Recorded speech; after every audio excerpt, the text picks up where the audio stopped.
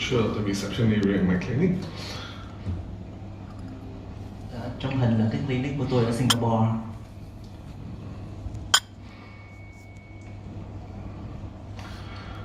So the outline of the lecture this morning will be: one, we discuss the pathogenic factors in melasma.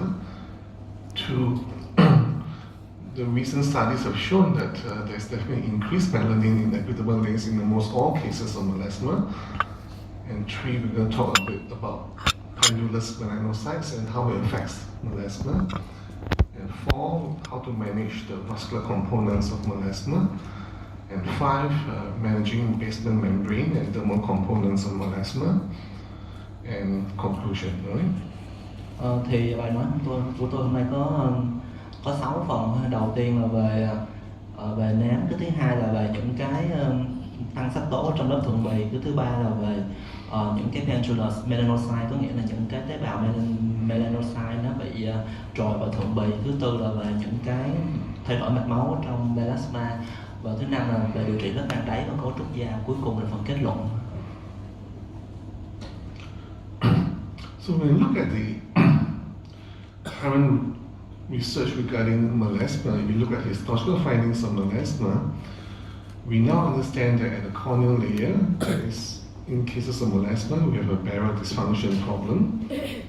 There is increased melanin content in all epidermal layers, and in terms of the basement membrane, in melasma is disrupted antenna, and there's presence of what we call pendulous melanocytes. And four, there's prominent solar elastosis in melasma cases. 5, increase in mast cells numbers. 6, fibroblasts, the aging fibroblasts actually increase in numbers. And 7, increased vascularity with elevated expression of vascular endothelial growth factors.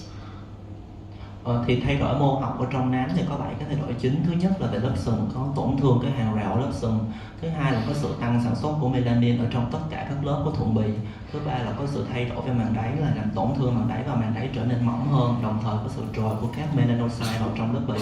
Thứ tư là có sự lão hóa da và ánh sáng. Thứ năm là có đóng góp của cái mast cell, còn gọi là dưỡng bào, nó tăng về số lượng. Thứ sáu là về nguyên bào sợi, nó cũng tăng về số lượng qua chúng ta có thể thấy được qua cái sự tăng biểu hiện của c-KIT và SC. Thứ bảy là về mạch máu, có sự tăng sinh mạch máu, chúng ta có thể đánh giá được qua cái nhuộm VEGF của các tế bào keratinocyte. Okay.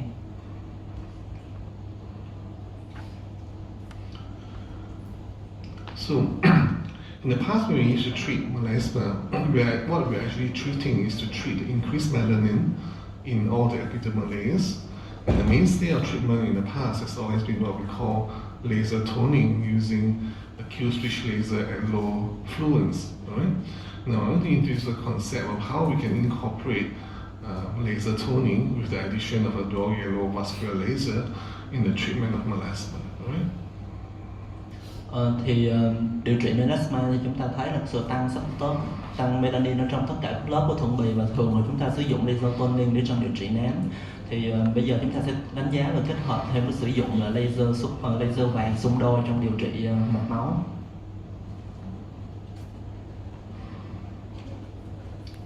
So as Prof. Thong has mentioned before, we use a Q-switch anti-ag laser, and more recently we have the picosecond laser. And basically we select a large spot size and low fluence, right?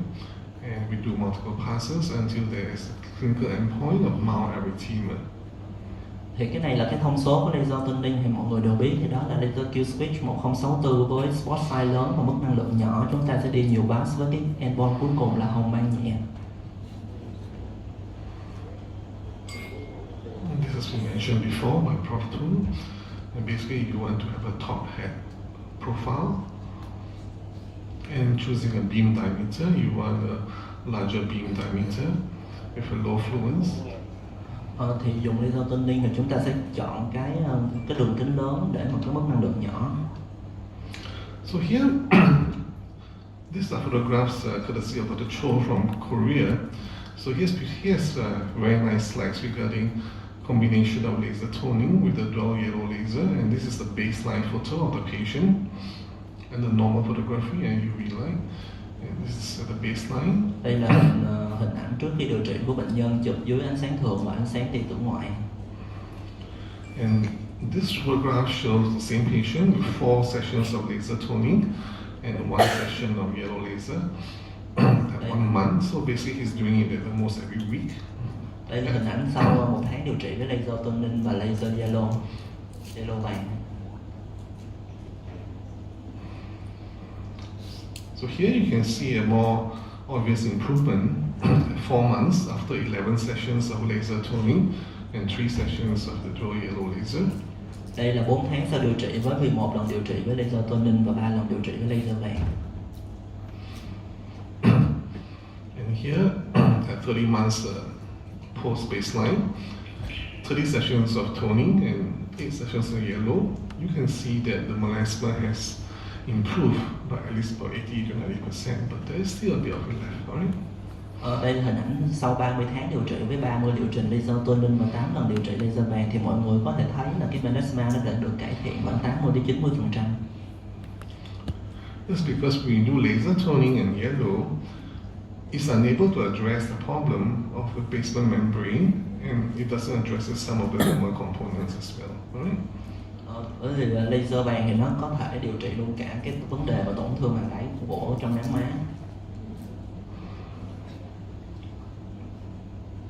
So here we talk about how to manage the pendulous melanocytes, right? So what exactly are pendulous melanocytes, right? So we notice that in pendulous melanocytes you have many pigmented basal cells which protrude into the dermis of the melasma skin. And 70% of melasma skin is present versus 29% of it in perilesional skin, right? Thì chúng ta sẽ nói về cái pendulous melanocyte là những cái melanocyte nó trồi vào trong lòng của lớp bì. Thì chúng ta có thể thấy cái hình trên bảng thì là ở cái sang thương nám má thì khi nhuộm cái Fontana Marson chúng ta sẽ thấy là tới 70% có cái melanocyte nó trồi vào trong lòng lớp bì so với chỉ 29% ở những cái sang thương không có nám má bên cạnh.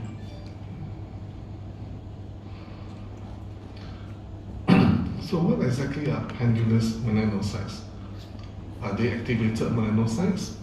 Do they result from basement membrane damage? Well, we definitely know that they easily drop into the dermis. That's why in a lot of cases of recalcitrant melasma, the role of pendulous melanocytes has been advocated as one of the reasons why you get melasma coming on and on again because of the drop into the dermis layer. And they are easily destroyed by trauma, including laser treatment.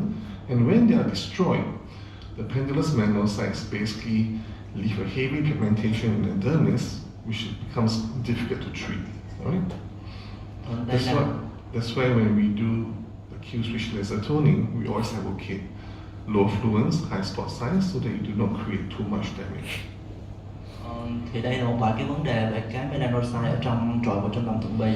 Thì người ta không biết có phải đây là những cái melanocyte được hoạt hóa hay không, nhưng mà nó là hậu quả của cái quá trình tổn thương màng đáy do cái tăng biểu hiện của cái MMP2.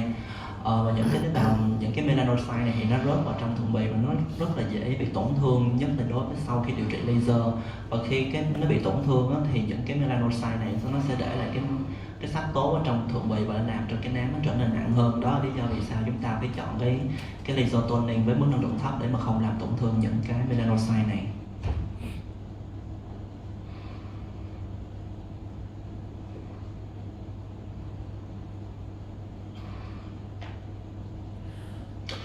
So again, we look at this new treatment strategy for melasma, right?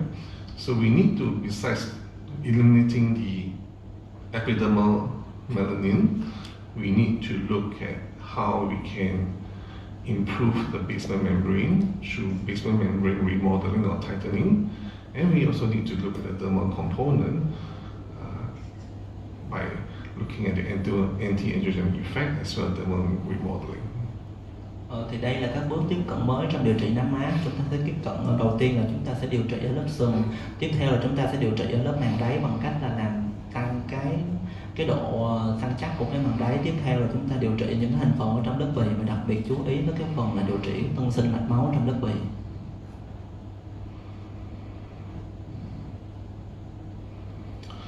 So for basement membrane as well as dermal remodeling, we like to introduce this device. So this device is called Silfern. It's right there. Later we're going to have a live demo of Silfern. So what is Silfern basically? So basically Silfern is an invasive pulse type bipolar radio frequency device operating at 2 MHz with 25 non-insulated needles in a 5x5 arrangement, right? So needles are non-insulated as compared to the radio frequency devices in the past, which are basically insulated, but those are not meant so much for basement membrane remodeling. Those are meant for treatment of scarring and also for collagen remodeling, right? Thì đây là những cái đặc điểm của cái máy Silfern. Thì đây là một cái máy sóng cao tần lưỡng cực phát xung với tần số là 2 MHz và có 25 đầu kim. 25 đầu kim này nó là dạng non-insulated, có nghĩa là nó không có được cách ly. Thì nó khác với những cái truyền thống là nó có cái insulated, thì nó thường nó để chủ yếu là để điều trị những cái trẻ hóa cái lớp bì, còn cái non-insulated này thì nó để điều trị cái màng đáy. So Silfern uses what we call the SL3 technology, selective regional regeneration technology, and basically it induces a selective treatment resulting in self-limitation of abnormal blood vessels and normalization of the VEGF production, and as well as remodeling of the basement membrane and dermal rejuvenation. Thì cái Silfern này nó sử dụng cái công nghệ là SR3 với hai tác dụng chính. Đầu tiên là nó sẽ tự giới hạn cái mạch máu bất thường cũng như là bình thường hóa cái sự sản xuất của VEGF. Cái thứ hai là nó sẽ tái cấu trúc màng đáy và làm trẻ hóa lớp bì. So just explain briefly, later we're going to have another lecture on the device. So basically there are 3 stages of the coagulation. The first stage is selective vascular coagulation. The second stage will be fractional dermal coagulation, when we call it the NAR effect, named after the inventor of the device, which is Dr. NAR. And the third stage, you have coagulation between the bipolar electrodes, and this results in dermal coagulation. Thì đây là cái trình tự thời gian tác dụng của cái Silfern. Thì đầu tiên nó sẽ gây đông mạch máu có chọn lọc. Cái thứ hai là hiệu ứng nang được đặt tên theo cái người phát triển cái máy này, thì nó sẽ gây đông lớp bì theo kiểu vi phân. Và cái giai đoạn thứ ba là nó sẽ đông lớp bì toàn bộ giữa những cái điểm cực. So the indications of the device: treatment of refractory melasma, treating the pendulous melanocytes, which makes melasma so difficult to treat, laser toning associated with edema, post-inflammatory hyper and hypopigmentation. It can also have to reduce rosacea, facial flushing, and pore improvement, textural improvement, as well as anti-scarring. Đây là cái chỉ định của cái laser Silfern này, của cái máy Silfern này. Thì có 3 chỉ định chính là về sắc tố, thì có thể điều trị những cái nám kháng trị, những cái nám mà có cái melanocyte ở lớp bì, điều trị laser những cái mất sắc tố sau laser toning, và điều trị những cái mà giảm sắc tố. Cái thứ hai là về cái chỉ định mạch máu, nó có thể điều trị trứng cá đỏ, điều trị giãn đỏ mạch và cái bớt rượu vang. Cuối cùng là điều trị về trẻ hóa lớp bì, thì có thu nhỏ lỗ chân lông, điều trị sẹo mụn và điều trị lão hóa da do ánh sáng. So here is a case study from my practice. So this female has refractory melasma. As you can see, she has mortal hypopigmentation due to excessive laser treatment. And I treated her with 1 session of the Silfern device, and the settings are typical settings: depth of 1.5 mm to target the basement membrane layer, level 3 power, total of 300 passes. And this is 3 weeks after a single treatment. You can see a drastic improvement in the melasma. Đây là hình ảnh của bệnh nhân điều trị tại clinic của tác giả. Thì bệnh nhân này nó có nám má kháng trị, và với những cái mất sắc tố sau điều trị laser toning, thì chỉ sau một lần điều trị với Silfern ở cái độ sâu 1,5 mm và level 3 để tập trung điều trị cái màng đáy, thì sau 3 tuần điều trị thì chúng ta có thể thấy hiệu quả như trên hình rồi. In cases like this, it is dangerous to continue with aggressive laser toning because she really has a fair amount of hypopigmentation. Chúng ta nên, bệnh nhân có thể It's okay. Okay, so here we see another case of refractory melasma. And this patient completed 3 sessions of Silfam. Basically, I do about 3 to 4 weeks apart, and same depth, same level in 12 passes. Cái này là hình ảnh là sau 3 lần điều trị với Silfam.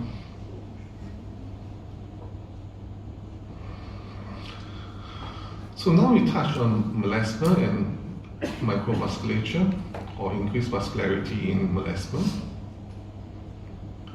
And there's significant increase in both the size and number of blood vessels in melasma, and there's upregulation of what we call the VEGF, and there's also upregulation of the inducible nitric oxide synthase expression.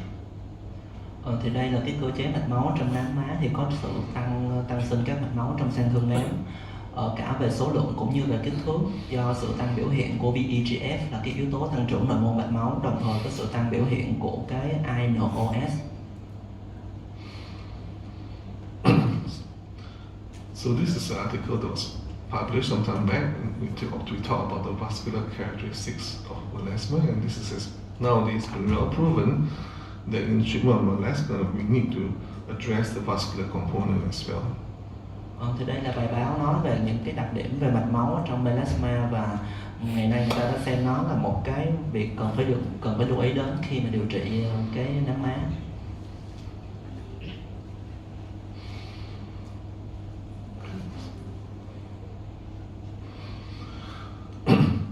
So we look at the pathogenesis with regards to VEGF. So when you have sun-damaged skin, it induces production of VEGF, and this increases vascularity. As shown in this histological slide, in cases of melasma skin, there's increased vascularity compared to normal skin. Thì ở những cái sang thương bị lão hóa do tuổi hoặc là do ánh sáng mặt trời thì có thể tăng sản xuất của VEGF, và nó sẽ gây tăng số lượng và mạch máu. Để chúng ta có thể thấy cái hai cái hình ảnh, bên trái là hình ảnh của ở cái sang thương da bị nám, và bên phải là sang da bình thường.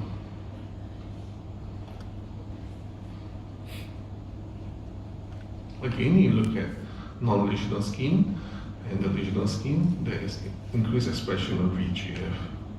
Đây là cái hình ảnh dị ứng hóa mô miễn dịch ở trên da bị nám và da bình thường, thì hình bên phải chúng ta có thể thấy nó có cái màu đỏ hơn, có nghĩa là nó cái biểu hiện VEGF nó cao hơn ở phần da nám. So how do we manage this vascular component of melasma? So in this published paper, they look at the management of melasma, especially in treatment of the vascular component using a copper bromide laser, which is the Dorio laser. Thì đây là cái bài báo nói về cái việc điều trị cái thành phần mạch máu ở trong nám má. Thì cái bài báo này nói về cái điều trị laser vàng xung đôi copper bromide. So this is basically the dual wavelength laser 578 and 511. So it's the green beam, which is the 511 wavelength. Basically, this is more to treat the pigmentation, and the yellow beam with wavelength of 578 to treat the vascular lesions. Thì cái laser này nó có hai bước sóng là 578 đến 511 nanomet. Thì bước sóng 511 nanomet có màu xanh và nó dùng để điều trị những cái sang thương sắc tố. Bước sóng 578 nanomet có màu vàng và điều trị sang thương mạch máu.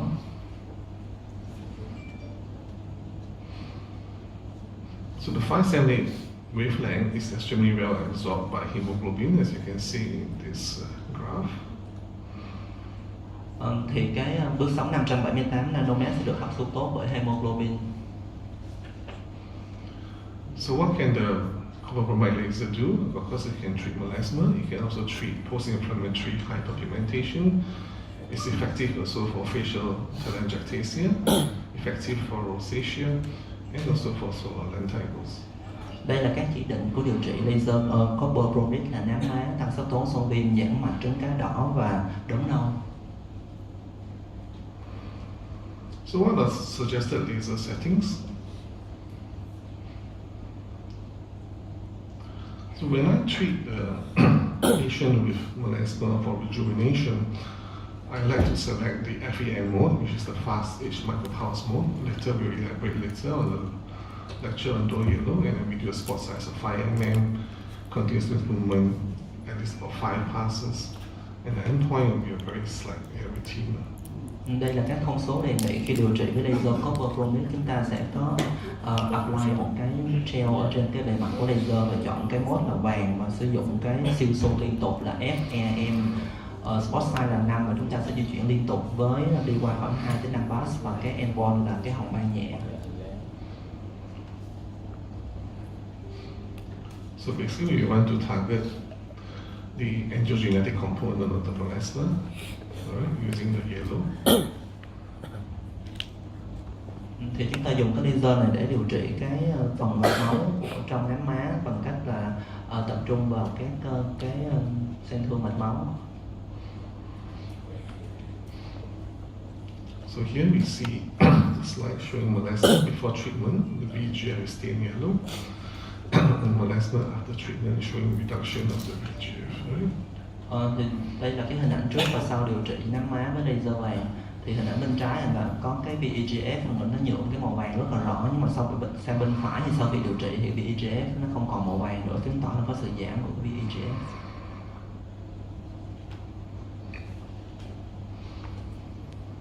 So how do we manage the basement membrane as well as the thermal components of melasma?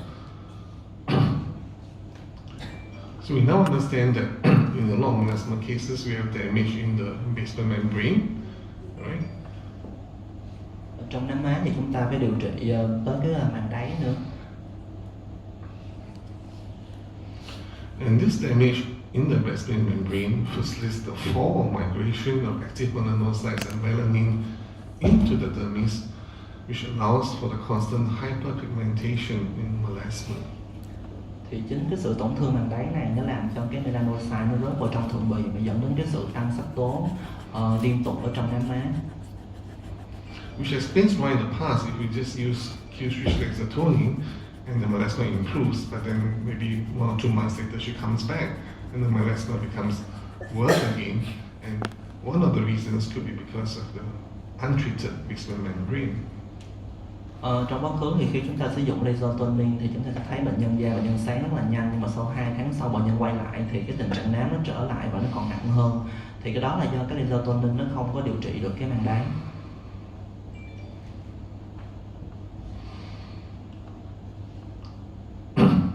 So this is how the basement membrane is always altered and why it's important to treat it, because it's associated with aggravation of melasma.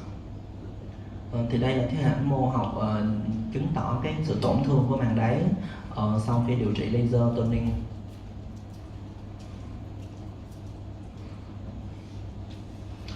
So when the basement membrane is disrupted, it's caused by elevated levels of MMP2 and MMP9, and these degrade type 4 and type 6 collagen following chronic UV exposure.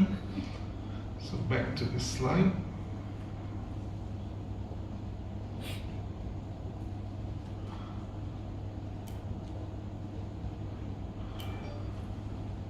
So I'm going to touch briefly on the role of chronic sun exposure. So basically we know that chronic sun exposure causes chronic skin inflammation. And now we realize also with chronic sun exposure, especially in those with melasma, there is also increased evidence of solar elastosis or photoaging, which causes the development of melasma. Thì khi chúng ta tiếp xúc nhiều với ánh sáng mặt trời thì sẽ gây một cái tình trạng viêm mãn tính tại da và đồng thời gây tăng lão hóa da do ánh sáng, đồng thời gây sự phát triển của nám má. So what is the role of keratinocytes in melasma? Basically, they induce the melanocytes proliferation and melanogenesis through the secretion of what we call the stem cell factor as well as the basic fibroblast growth factors. Thì vai trò của keratinocyte trong nám má thì cái keratinocyte này nó có thể thúc đẩy cái sự tăng trưởng và phát triển của cái melanocyte thông qua việc tiết các cái yếu tố tế bào gốc cũng như là các yếu tố tăng trưởng của nguyên bào sợi. So what's the role of fibroblasts in melasma? Alright. It's a direct action of melanocytes and indirectly through the neighboring cells. It secretes a large number of cytokines, proteins, and stem cell growth factors, as well as growth factors related to melanocytes' function. And the photo age fibroblasts basically secrete melanogenic factors. When we do an invasive RF, in this case Silphem, it leads to reduction of this aging fibroblasts, which results in increased expression of procollagen 1. An increase of procollagen 1 is associated with decrease in epidermal pigmentation. Đây là vai trò của các nguyên bào sợi trong nám má, thì nó có thể tác động lên melanocyte trực tiếp hoặc gián tiếp thông qua các tế bào gần kề nó, và đồng thời sản xuất ra một số lượng lớn các cytokine, protein và các yếu tố tăng trưởng tế bào gốc và yếu tố tăng trưởng làm thúc đẩy cái melanocyte nó hoạt động. Thì những cái nguyên bào sợi mà bị tổn thương do tuổi thì thường là sẽ thúc đẩy những cái yếu tố mà tăng tiết melanin. Thì cái công nghệ RF xâm lấn là cái máy Silphem này có thể làm giảm những cái nguyên bào sợi có tuổi, và nó sẽ làm tăng biểu hiện của cái procollagen 1. Thì cái sự tăng procollagen 1 có thể làm giảm cái sắc tố ở thượng bì.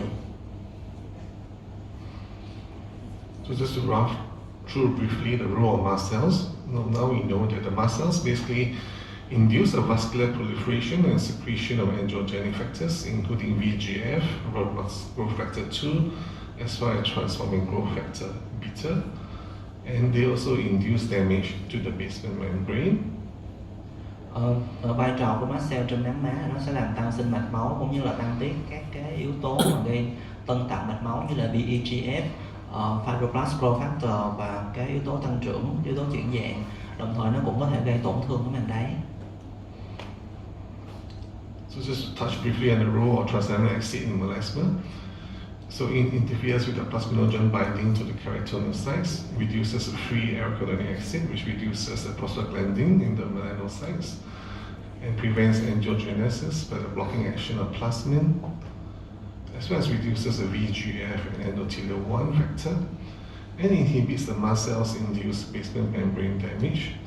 So transaminase acid in the oral dosage of 500 milligrams BD is usually the recommended dose. Đây là vai trò của tranexamic acid trong điều trị nám, thì nó sẽ ngăn cản các plasminogen gắn kết với lại các keratinocyte, đồng thời làm giảm nồng độ của acid arachidonic tự do, do đó làm giảm cái nồng độ của prostaglandin ở trong melanocyte, đồng thời ngăn cản tân tạo mạch máu bằng cách ngăn tác dụng của plasmin và giảm nồng độ của VEGF và endothelial 1.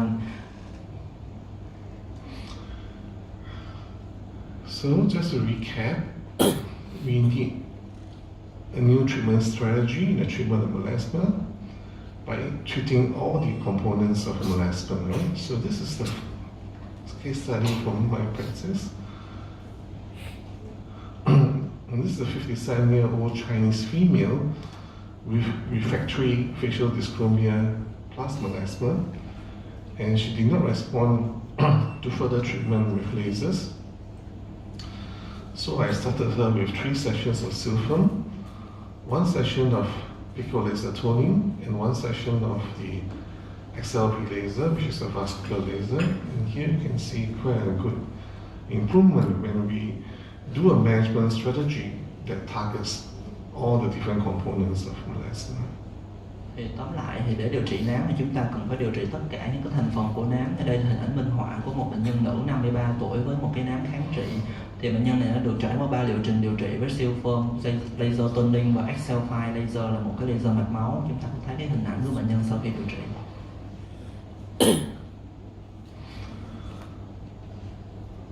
So the new treatment strategy is a multi-modality treatment, as in most cases of aesthetics right now. Multi-modality is the way forward. We need to incorporate different things to get a better result. So of course you can still use your topical creams, and you can use your oral medication, like your oral transaminase acid. Lasers, you can use your laser toning, where you incorporate a vascular laser. And lastly, you can incorporate a microneedle pulse RF, like a Silphem device.